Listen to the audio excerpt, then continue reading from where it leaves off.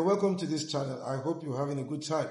So today we're going to talk about a very important topic, a medical condition that affects some women in Africa commonly. It's called uterine fibroid.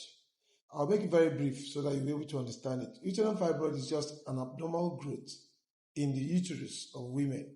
The uterus is what we commonly call the womb of a woman. It usually occurs from the age of 20, 25 and above, and it's very common in Black Africa.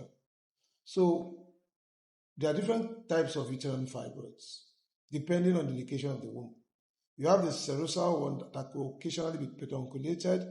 You have the intramural, which is a common one, and you have the submucous one, which is a very dangerous one. A woman can have uterine fibroid without symptoms, and the woman can complete her obstetric career, have the number of babies she wants without any problem.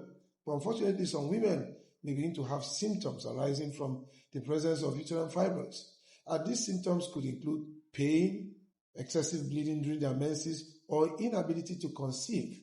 It is only when these symptoms or these events begin to occur in a woman that a woman requires attention. And it's very important to see your doctor, who probably may have given you that diagnosis that you have uterine fibroid, to be able to determine if this uterine fibroid has to be taken out or not. That brings us to the treatment. Treatment of uterine fibroid, basically in this part of the world, is surgical. Yes, in other parts of the world, you could talk about other procedures that can help shrink the fibroid, but here, commonly, surgery is performed to help women solve the problems of uterine fibroid. Now, for a woman that is having infertility as a problem and has uterine fibroid, it's advisable to remove the fibroid. When you remove the fibroid, you stand a greater chance of conceiving, even when you want to go for IVF to aid you in conception. When you have uterine fibroid, it's usually advisable for you to take it out to give the baby a standing chance for survival.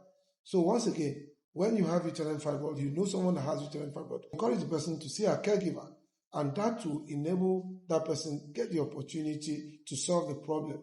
I want to advise every woman that has a case of uterine fibroid to see her caregiver and ensure that that fibroid is taken off. Thank you for being part of this show today. I hope you share this video to people that will need the services of a caregiver for the removal or management of uterine fibroid.